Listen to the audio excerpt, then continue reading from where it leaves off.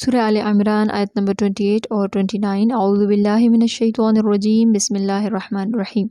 لا یتخذ، نہ بنائے، المؤمنون مومنین، الکافرین کافروں کو، اولیاء دوست، من دون علاوہ، المؤمنین مومنوں کو، ومن یفعل اور جو کرے، ذالک ایسا، فلیسا تو نہیں، من اللہ اللہ سے، فی شیء کوئی تعلق، الا سوائے، ان اس کے کہ تتقو بچاؤ کرو، منہم ان سے، تقاہ بچاؤ، ویحذرکم اللہ اور ڈراتا ہے تمہیں اللہ اللہ، نفسہ اپنی ذات سے، وإلی اللہ اور اللہ کی طرف، المصیر لوٹنا ہے۔ قل کہہ دیں، ان تخفوا اگر تم چھپاؤ، ما جو، فی صدورکم تمہارے سینوں میں یا دل میں ہے، او تبدوہ یا تم ظاہر کرو، یعلمہ اللہ اللہ اسے جانتا ہے، ویعلم اور وہ جانتا ہے، ما جو فی السماوات آسمانوں میں ہے، وما اور جو فی الارض زمین میں، واللہ اور اللہ، علی کل شیء ہر چیز پر، قدیر قادر ہے۔ لا یتخذ المؤمنون الکافرین اولیاء من دون المؤمنین، مومن نہ بنائے مومنوں کو چھوڑ کر کافروں کو دوست، ومن یفعل ذلک فلیس من اللہ فی شیء الا ان تتقوا منہم تقاہ اور جو ایسا کرے تو اس کا اللہ سے کوئی تعلق نہیں سوائے اس کے کہ تم اس سے بچا کرو، ویحذرکم اللہ نفسہ اور اللہ تمہیں ڈراتا ہے اپنی ذات سے، وللہ المصیر اور اللہ کی طرف لوٹ کر جانا ہے۔ قل ان تخفوا ما فی صدورکم او تبدوہ یعلمہ اللہ، کہہ دیں جو کچھ تمہارے دلوں میں ہے اگر تم چھپاؤ یا اسے ظاہر کرو، اللہ اسے جانتا ہے، وَيَعْلَمُ مَا فِي السَّمَاوَاتِ وَمَا فِي الْأَرْضِ وَاللَّهُ عَلَى كُلِّ شَيْءٍ قدیر اور وہ جانتا ہے جو کچھ آسمانوں میں اور زمین میں ہے، اور اللہ ہر چیز پر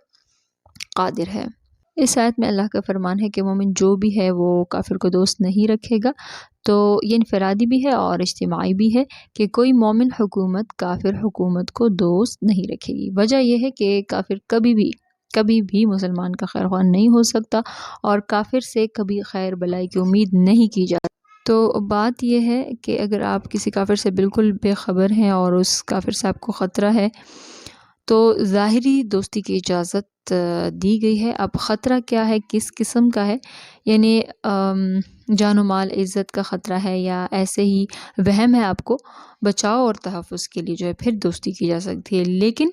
دلی محبت اور تعلق جو صحیح تعلق ہوتا ہے وہ نہیں رکھنا، ٹھیک۔ اور جو کوئی ایسا کرے گا، دلی محبت کرے گا اور انہی کفار مغرب سے متاثر ہو اور ان کا